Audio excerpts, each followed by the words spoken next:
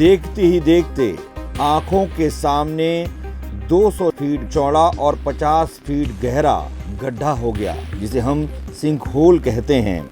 आखिर ये क्यों हुआ सिंक होल कि धरती के अंदर इतना बड़ा गड्ढा हो गया? घटना है मैक्सिको की, जहां अचानक लोग घबरा गए, सहम गए, डर गए, क्योंकि जमीन फट गई। अब तक हमने देखा कि लोग कहते हैं मुहावरे में कि उसकी जमीन खसक गई। वास्तव में मैक्सिको में ये देखने को मिला, जहां आंखों के सामने 200 फीट चौड़ा और 50 फीट गहरा गड्ढा हो गया। अक्सर आपने देखा होगा कि बोरिंग के लिए किस तरीके से खुदाई की जाती है और उसके बाद नीचे पानी मिल जाता है। उसी तरीके से ये अचानक हुआ सिंक होल, जिसके अंदर में पानी नजर आ रहा है। अब सवाल ये उठ रहा है कि इतना बड़ा सिंक होल क्यों हुआ है? तो पहले इस बात को समझ लीजिए कि सिंक होल होता क्या है।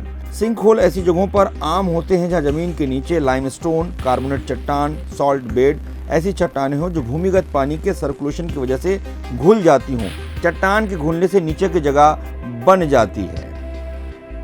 बात इसमें ये भी समझने के लायक है, ज़मीन जो है पूरी तरीके से जो है सही सलामत रहती है और नीचे की जो जगह है, खाली जो जगह है, वो फैलती जाती है। मतलब गड्ढा होते जाता है और उसकी चौड़ाई बढ़ती जाती है।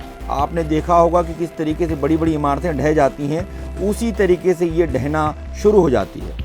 वैसे तो सिंक होल कुछ फीट तक होते हैं, लेकिन ये कई एकड़ तक फैल सकते हैं। 100 फीट से ज़्यादा गहरे हो सकते हैं। कुछ काफ़ी लेकिन कुछ छिछले होते हैं और कुछ काफ़ी छोटे लेकिन गहरे होते हैं। कईयों में पानी भरा होता है, जैसे कि हमने आपको बोरिंग वाले उदाहरण से समझाया। अब ये क्यों हो रहा है, इस बात पर मंथन होना चाहिए, इस बात पर विचार होना चाहिए। इसका कारण ये है कि लगातार जो है कंक्रीट का शहर हम तैयार कर रहे हैं, लगातार गतिविधियां बढ़ा रहे हैं। आपने देखा होगा कई बार जो है बोरिंग पर भी कुछ जिलों में, कुछ शहरों में प्रतिबंध लगाया गया है, क्योंकि लगातार उस स्रोत का उपयोग, दुरुपयोग शुरू हो जाता है।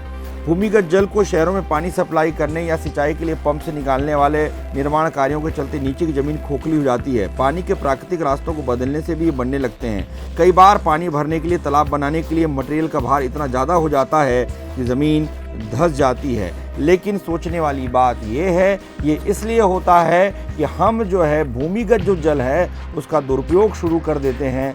लगातार बोरिंग या तमाम जो गतिविधियां हैं उसके लिए उपयोग करते हैं, जिसके चलते आगे चलकर सिंक होल बनता है। अगर आपको हमारा वीडियो अच्छा लगा, फेसबुक पेज पर लाइक करें और यूट्यूब पर सब्सक्राइब करें।